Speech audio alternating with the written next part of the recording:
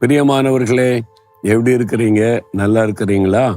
இந்த காலை நேரத்துல ஆண்டவர் இயேசு உங்க கூட பேசுவதற்காக உங்களை சந்தித்து கொண்டிருக்கிறார். ஆண்டவர் சொல்றார், என் மகனே, என் மகளே, என் அன்பாய் உங்களோடு பேசுகிறவர். எங்கிருந்து பேசுறார் தெரியுமா? மலேசியா தேசத்துல ஈப்போ அப்படின்னு ஒரு பட்டணம் இருக்கிறது. இந்த பட்டணம் ரொம்ப அழகான பட்டணம். சுற்றிலும் மலைகள். அந்த மலைகளுக்கு நடுவில் இந்த பட்டணம் அமைந்திருக்கிறது. நல்ல ஒரு பெரிய பட்டணம். இந்த பட்டணத்துல மலை மக்கள், சீன மக்கள், தமிழ் மக்கள் ஒற்றுமையாய் ஐக்கியமாய் வாழ்வதை பார்க்க முடியும். இந்த பட்டணத்துல நிறைய செழிப்பும் நன்மையும் உண்டு. இந்த பட்டணம் ஒரு பழமையான ஒரு பட்டணம் கூட. பிரிட்டிஷார் இங்க ஆட்சி பண்ணி இருக்கிறாங்க. அவங்க கட்டின பல கட்டடங்களை இங்கே பார்க்க முடிகிறது. சரி, இன்றைக்கு ஆண்டவர் எனக்கு என்ன சொல்றார் அதை சொல்லுங்க. அப்படி சொல்றீங்களா? யாரோ உங்களை மறந்துட்டதுனால ஒரு வருத்தம் உள்ளத்தின் ஆழத்தில் இருக்குல்ல. நீங்க நேசிச்சவங்க, நீங்க அன்பு காட்டினவங்க, நீங்க அவங்க என்ன நேசிக்கணும்னு நினைச்சவங்க, உங்களிடத்துல இந்த உதவியை பெற்றவங்க உங்களை மறந்துட்டு போயிட்டாங்க.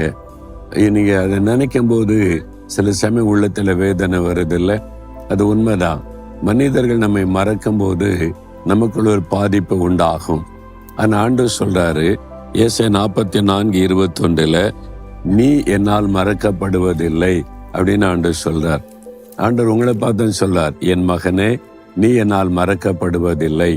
என் மகளே, நீ என்னால் மறக்கப்படுவதில்லை. நான் இப்படி உன்னை மறப்பேன்? என்னுடைய ரத்தத்தை சிந்தி நான் உன்னை மீட்டு எடுத்திருக்கிறேன். நீ என்னுடைய மகள் தானே, என்னுடைய மகன் தானே, நான் உன்னை இப்படி மறப்பேன்னு ஆண்டவர் சொல்றார். இந்த மறதி இருக்கு பாருங்க, மனுஷர்களுக்கு கொஞ்சம் அதிகம், எனக்கு ரொம்ப அதிகம். நான் மறந்து போயிடுவேன். அது சில சமயம் நன்மையாவும் இருக்குது, சில சமயம் பாதிப்பை உண்டாகும். அதுல என்ன நன்மை அப்படின்னு நினைக்கிறீங்களா? யார் என்னை திட்டினாலும் ஏசினாலும் வயதாலும் தீமை செய்தாலும் அதுவும் மறந்துடும் எனக்கு.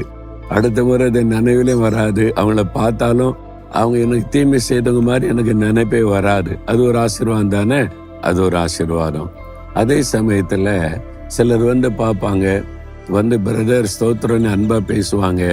நீங்க யாருன்னு எனக்கு தெரியலையே அப்படின்னு சொன்னா, எங்களை மறந்துட்டீங்களா பிரதர் அப்படின்னு சொன்னா எனக்கு ரொம்ப வெட்கமாயிரும், கஷ்டமாயிரும். ஏன்னு சொன்னா என் மனைவிக்கு ரொம்ப ஞாபக சக்தி சொல்லுவா. இவங்க வீட்டுல தாங்க நம்ம தங்கி இருந்தோம்.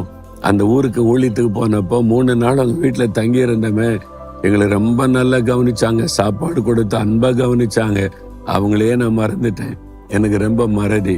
2 முறை 3 முறை 4 முறை பார்த்த பிறகுதான் அவங்கள நல்ல மனசுல பதியும்.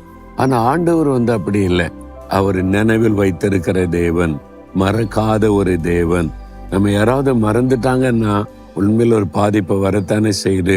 நானே சிலருடைய முகத்துல பார்ப்பேன், நீங்க யாருன்னு கேட்டுதான் எங்களை மறந்துட்டீங்களான்னு சொல்லும் போது அவங்களுடைய முகத்துல இருக்க சோகம் என்னையும் ரொம்ப பாதிக்கும். ஐயோ இப்படி சொல்லிட்டோமே அப்படின்னு சொல்லி கூட. அப்போ இந்த மறந்து போகிற காரியம் மனிதருடைய உள்ளத்தை பாதிக்கிறது. யாரோ உங்களை மறந்துட்டதுனால உள்ளம் பாதிக்கப்பட்டு போய் நிக்கிறீங்களா? பரவாயில்ல, மனிதர்கள் தானே. சூழ்நிலைகள் நிமித்தம் சில சமயம் மறந்து போக கூடும். நன்மை செய்வேன்னு வாக்கு பண்ணியிருப்பாங்க, மறந்துடுவாங்க. ஐயோ நீங்க சொன்னீங்களே, அப்புறம் ஐயோ நான் மறந்துட்டேனே. அவங்க வேண்டுகனை செய்ய மாட்டாங்க, மறந்து போயிருக்கோம். அது நம்மை பாதிக்கும். ஆனா ஆண்டவர் ஒருவர் தான் வாக்கு கொடுத்தா மறக்க மாட்டார். அவர் உங்க மேல வச்சிருக்கிற அன்பு மறக்காத ஒரு அன்பு.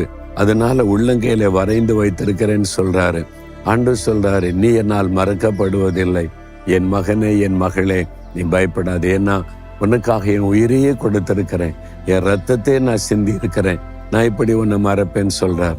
இது போதும் இல்ல, வானத்தை பூமி உண்டாக்கின ஆண்டவர் என்னை மறக்காம இருக்கிறாரே, அதுதானே முக்கியம். அப்படி இதயத்துல கை வைங்க.